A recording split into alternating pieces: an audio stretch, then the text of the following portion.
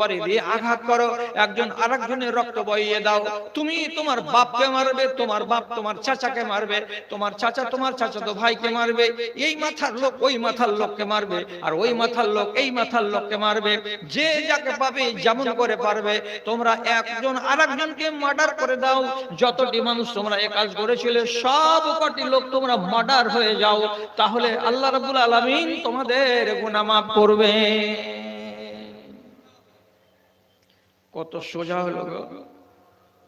আপনি বলছিলেন বুঝতে পারা যায় না কথাটা, এটা থেকে কি বুঝতে পারেন? আমি যদি ব্যভিচার করি তো ব্যভিচার করা মানুষের ঈমান দিল থেকে বেরিয়ে যায়।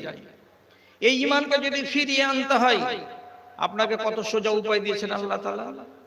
ডাকো তারে ডাকো, মনের কালি মুছে ফেলে দিয়ে নয়ন পাতায় আঁকো, ডাকো তারে ডাকো। সূর্য যখন নামিবে পাটে, আধার আসবে ছেয়ে, বিশ্ব জগৎ অঘরে ঘুমাবে, তুমি থাকবে চেয়ে, শুধু তুমি থাকবে চেয়ে। এমন আধারে নির্জনে বসে একবার তারে হাঁকো, ডাকো তারে ডাকো, মনের কালি মুছে ফেলে দিয়ে নয়ন পাতায় আঁকো, ডাকো তারে ডাকো।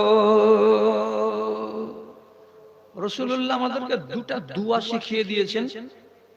দোয়াটা কাজের এই জায়গাটাতে বলছি, না হলে প্রসঙ্গটা একটু আলাদা হয়ে যাচ্ছে, আপনারা মাপ দিয়ে। একগুলো সাগীরা গুনাহ আর একগুলো কাবীরা গুনাহ।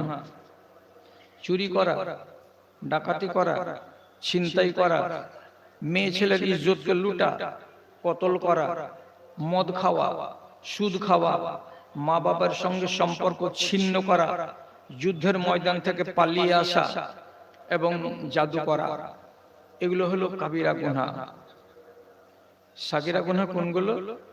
কোন রমণীর দিকে ইচ্ছা করে তাকিয়ে গেলাম, কোন রমণীকে ভিড়ের মাঝে পেলাম, জেনে বুঝে তার শরীরে হাত দিয়ে দিলাম, কোন রমণীর ইচ্ছার বিরুদ্ধে তাকে চুমু দিয়ে দিলাম, কোন একটা মানুষকে গালি দিয়ে দিলাম, কোন একটা গরিব দুঃখীর গালে এক থাপ্পড় মেরে দিলাম, কোন একটা কুকুর আরাম করছিল গাছের তলায়, একটা ইট মেরে তাকে তাড়িয়ে দিলাম, ওয়া কারণে গুলেল দিয়ে একটা বাবুই পাখিকে মেরে দিলাম, মাংস খেলাম না, মেরে আনন্দ করে তাকে ফেলে দিলাম, বিনা কারণে একটা গাছের ডালকে ভাঙলাম, ভেঙে মিসওয়াক বানালাম না, সামনে মাটিতে ফেলে দিলাম।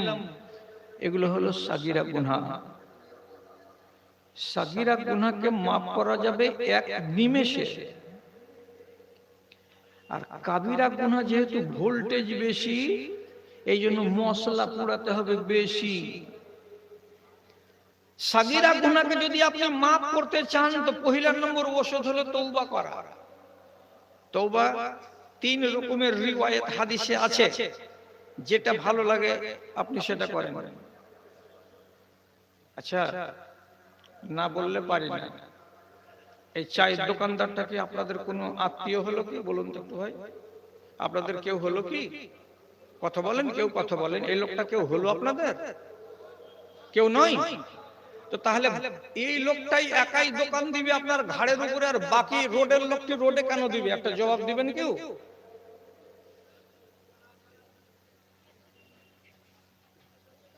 হায় হায় হায় হায়। আল্লাহ তাআলা যদি 100-র ভিতরে যদি 2 পয়সা যদি হায়া শরম দিত, তাহলে পরে এইরকম নির্লজ্জ ব্যবসা কেউ করত না।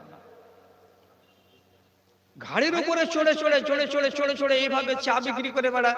আমি প্রথমে মনে করছিলাম যে এটা সেক্রেটারির বড় জামাই আছে, হয়তো ওই জন্য এটা কাজ করছে।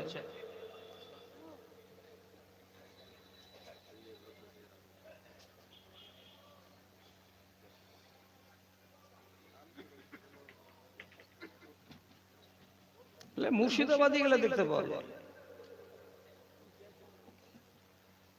ওই জায়গাটাতে দাঁড়িয়ে থাকলে যার লোক দরকার হবে ওখানে গিয়ে চাটা খেয়ে চলে আসবে। তো বলছিলাম, প্রথমে এটা বলেন আস্তাগফিরুল্লাহ রাব্বি মিন কুল্লি যামবিন ওয়া আতুবু ইলাইহি। যদি বলে এটা ভারী লাগে